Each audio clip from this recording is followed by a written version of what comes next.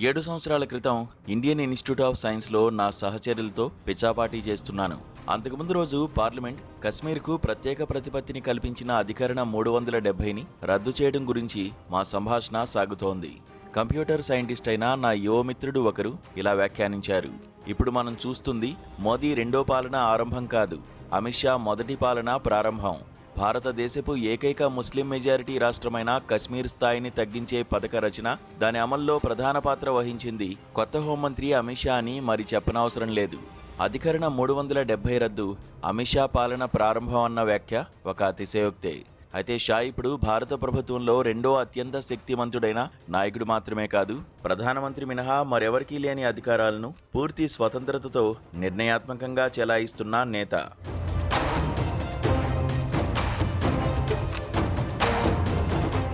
Modi Shah jugalbandi Bharatiya Janata party చరిత్రలో గాని, స్వతంత్ర భారతదేశ పాలనా చరిత్రలో గాని ప్రత్యేకమైనదేమీ కాదు. స్వతంత్ర భారతదేశ తొలి సంవత్సరాల్లో జవహర్లాల్ నెహ్రూ, వల్లభాయ్ పటేల్ మధ్య భాగస్వామ్యాన్నే చూడండి. అది సార్థకమైనది, ఆదర్శప్రాయమైనది. అయితే వర్తమాన రాజకీయాల తర్క వితర్కాలు ఆ శిఖర సమానులను ప్రత్యర్థులుగా, పరస్పర శత్రువులుగా చిత్రిస్తున్నాయి. నిజానికి వారిరువురు నిస్వార్థ స్నేహితులు, సన్నిహిత సహచరులు. దేశ విభజన కల్లోలంలో వారిరువురు అధికార స్వార్థాలకు తావివ్వకుండా తమ తమ విద్యుక్త ధర్మాలను కలిసికట్టుగా నిర్వహించి ఉండకపోతే సమైక్య ప్రజాస్వామిక భారత గణతంత్ర రాజ్యం ఆవిర్భవించి వర్ధిల్లేదే కాదు. పటేల్ తన అసాధారణ రాజనీతిజ్ఞత, కార్యదక్షతతో భారతదేశాన్ని భౌగోళికంగా సమైక్యపరిచి పరిపాలనా వ్యవస్థను ఆధునికీకరించారు. హిందూ మితవాదులను, వామపక్షీయులను నియంత్రించారు. డాక్టర్ అంబేద్కర్ నిర్దేశకత్వంలో ఆరంభమైన రాజ్యాంగ నిర్మాణ ప్రక్రియకు కాంగ్రెస్ నుంచి పరిపూర్ణ, ఫలప్రదమైన మద్దతు లభించేలా చూశారు. అదే సమయంలో లౌకిక ప్రజాస్వామ్య సమాజంగా భారతదేశాన్ని తీర్చిదిద్దడంలో జవహర్లాల్ నెహ్రూ కీలక పాత్ర వహించారు. సమ్మిళిత పౌరసత్వాన్ని ప్రోత్సహించడం, మైనారిటీలకు సమాన హక్కులు కల్పించడం, జెండర్ సమానత్వాన్ని సమర్థించడం, సకల అంతరాలకు అతీతంగా వయోజన ఓటు హక్కు కల్పించడం మొదలైన ప్రగతిశీల కృషితో ఆ సేతు హిమాచలం సమస్త భారతీయుల్లో భావోద్వేగ సమైక్యతను నిర్మించి పెంపొందించారు. పలు విషయాల్లో నెహ్రూ, పటేల్ మధ్య విభేదాలు ఉన్నాయి. అయితే విశాల జాతీయ ప్రయోజనాలను దృష్టిలో ఉంచుకుని ఆ విభేదాలను విస్మరించి వారు కలిసికట్టుగా కృషి చేశారు. డాక్టర్ అంబేద్కర్, ఇతర నాయకులు, సమర్థులైన సివిల్ సర్వెంట్ల సహాయ సహకారాలు వారికి నిస్వార్థంగా లభించేవి. నవభారత నిర్మాణంలో నెహ్రూ, పటేల్ భాగస్వామ్యం కీలకమైన, నిర్ణయాత్మకమైన పాత్ర వహించిందని చరిత్రకారులు ధృవీకరించారు.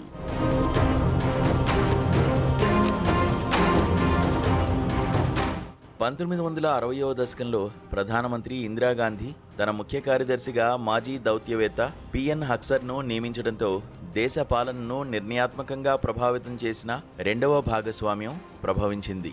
ఇందిరా కేబినెట్ మంత్రుల్లో మహాశక్తిమంతుడుగా హక్సర్ అతి కొద్ది కాలంలోనే పరిణమించారు. ఇందిరకు కుడిభుజంగా, ప్రభావశీల సలహాదారుగా ఆయన పేరు పొందారు.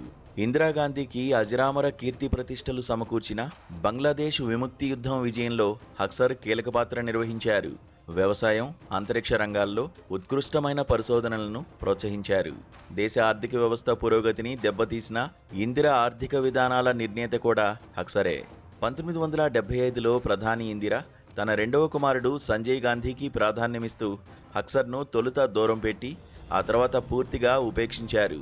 ఇలా మొదలైన ఇందిరా, సంజయ్ భాగస్వామ్యం భారత్ నిరంకుశ పాలనలోకి జారిపోవడానికి కారణమైంది. పౌర స్వేచ్ఛల అణిచివేత జరిగింది. పత్రికా స్వాతంత్ర్యం హరించింది. న్యాయ వ్యవస్థను ప్రభుత్వానికి అనుకూలంగా నియంత్రించారు. పౌర, పోలీస్ అధికారులు తల్లి, తనయులకు పూర్తిగా విధేయులు అవడం అనివార్యమైంది. ఇందిరా, హక్సర్ భాగస్వామ్యం వల్లే ఇందిరా, సంజయ్ భాగస్వామ్యం జాతి శ్రేయస్సుకు దోహదం చేసిన సార్థక విజయాలను సాధించలేదు. దేశ పాలనలో తదుపరి ప్రముఖ భాగస్వామ్యం ప్రధానమంత్రి పివి నరసింహారావు, ఆర్థిక మంత్రి మన్మోహన్ సింగ్ది. 1991-96 సంవత్సరాల మధ్య ఈ నాయక ద్వయం దేశ ఆర్థిక వ్యవస్థను లైసెన్స్, పర్మిట్, కోటారాజు నుంచి విముక్తం చేశారు. దేశ ప్రజల ఆర్థిక, వ్యవస్థాపనా సామర్థ్యాలకు ఊపిరిలు పోశారు. పివి, మన్మోహన్ భాగస్వామ్యం దేశ ప్రజల పేదరికాన్ని తగ్గించింది. మధ్యతరగతి ప్రజల సమున్నతికి తోడ్పడింది. ప్రపంచంలో దేశ ప్రతిష్టను ఇతోధికంగా పెంపొందించింది.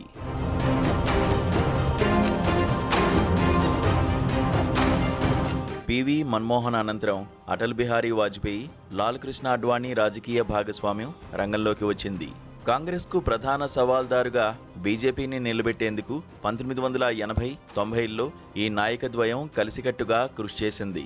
1998-2004 సంవత్సరాల మధ్య బీజేపీ అధికారంలో ఉన్నప్పుడు వాజ్పేయి ప్రధానమంత్రి, అడ్వాణీ హోంమంత్రి. పివి మన్మోహన్ల ఆర్థిక సంస్కరణలను వీరు కొనసాగించారు. ఈ కృషిలో వాజ్పేయి, అడ్వాణీకి జస్వంత్ సింగ్, యశ్వంత్ సింగ్ మొదలైన సమర్థ నేతల సహకారం లభించింది. అయితే బీజేపీ ప్రభుత్వం బహుళ పార్టీల సంకీర్ణం కావడంతో సంఘ్ పరివార్ ఆధిపత్యవాద ధోరణులు పాలనలో ప్రాబల్యం వహించేందుకు ఆస్కారం లేకపోయింది. 2004 సార్వత్రిక ఎన్నికల్లో బీజేపీ ఓడిపోయింది.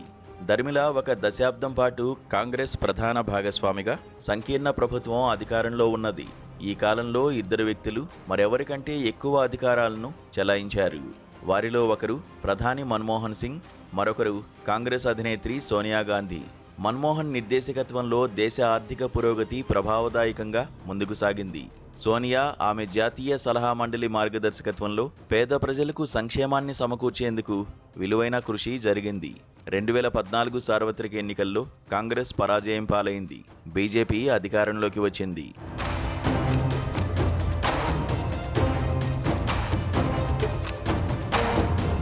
నరేంద్ర మోదీ, అమిత్ షా భాగస్వామ్యం మన రాజకీయాల్లో 7వ కీలక భాగస్వామ్యం.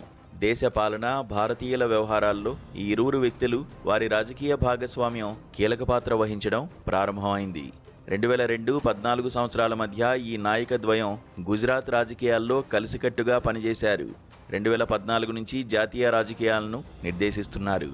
గత 24 సంవత్సరాల్లో వీరిద్దరూ ఒక్కసారి కూడా రాజకీయ అధికారాన్ని కోల్పోలేదు. నిజానికి వారు తమ అధికారాన్ని అంతకంతకు విస్తరించుకుంటూ వస్తున్నారు. తొలుత గుజరాత్ను ఏకపార్టీ రాష్ట్రంగా చేశారు. ఆ తర్వాత దేశవ్యాప్తంగా బీజేపీ అడుగుజాడలను విస్తరిస్తున్నారు. రాజకీయ దీర్ఘకాలికత, సాఫల్యత పరంగా చూస్తే మోదీ, షా భాగస్వామ్యం ప్రభావవంతమైనది. అయితే ఈ నాయకద్వయం అధికారాన్ని ఎలా సాధించారు, అధికారంలోకి వచ్చిన తర్వాత ఏమి చేశారు అన్నది అవలోకిస్తే వారి రికార్డ్ వెలుగుబాటల చరిత్రగా కనిపించదు. అధికార సముపార్జనకు వారు ప్రత్యర్థి పార్టీలను ఆర్థిక ప్రలోభాలు, నిర్బంధాలతో నిట్టనిలువునా చీల్చివేశారు. మీడియాను బెదిరింపులతో లోపరుచుకుని వ్యక్తిగత, పార్టీపర ప్రచారానికి వినియోగించుకున్నారు. న్యాయ వ్యవస్థను మచ్చిక చేసుకున్నారు. భారత సమైక్య పాలనా విధానాన్ని బలహీనపరిచారు.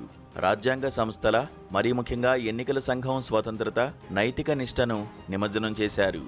అతి కొద్ది మంది పెట్టుబడిదారులకు అనుకూలంగా వ్యవహరించారు. విదేశీ మదుపుదారులు నిష్క్రమించే పరిస్థితులు కల్పించారు. వస్తూత్పత్తి రంగంలో ఉద్యోగావకాశాలను పెంపొందించడంలో విఫలమయ్యారు. వైజ్ఞానిక పరిశోధనలను రాజకీయీకరణ చేశారు. అడవులు, నీటి వనరులను నాశనం చేశారు. ఇవన్నీ దేశ ఆర్థిక పురోగతికి ప్రతిబంధకాలుగా పరిణమించాయి.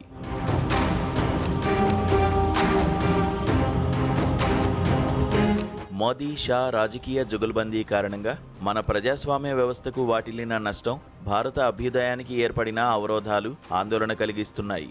మన సామాజిక, సాంస్కృతిక వైవిధ్య సంప్రదాయాలపై దాడులను ఈ నాయకద్వయం పర్యవేక్షిస్తోంది, ప్రోత్సహిస్తోంది. బీజేపీ అధికారంలో ఉన్న చోటల్లా ద్వితీయ స్థాయి పౌరులుగా ముస్లింలు పరిగణ పొందుతున్నారు. చట్టసభల్లో వారికి ప్రాతినిధ్యమే ఉండని పరిస్థితి ఏర్పడుతోంది. గతంలో నేను ఇదే కాలంలో పేర్కొన్నట్టుగా స్వతంత్ర భారతదేశ చరిత్రలో మున్నెన్నడూ లేని రీతిలో మోదీ, షా భారత్ ఒక హిందూ పాకిస్తాన్గా పరిణమించే స్థితికి వేగంగా చేరుకుంటోంది. ప్రస్తుత పరిస్థితిని బట్టి చూస్తే స్వతంత్ర భారతదేశ పాలనలో కీలక పాత్ర వహించిన 7 భాగస్వామ్యాల నెహ్రూ, పటేల్, ఇందిరా హక్సర్, ఇందిరా సంజయ్, పివి మన్మోహన్, సోనియా మన్మోహన్, వాజ్పేయి, అడ్వాణీ, నరేంద్ర మోదీ, అమిత్ షాలో మొదటిదే నిస్సందేహంగా సమున్నతమైనది, నిర్మాణాత్మకమైనదని, మూడవది, ఏడోది నష్టదాయకమైనవి, వినాశనకరమైనవని చరిత్ర తప్పక తీర్పునిస్తుంది.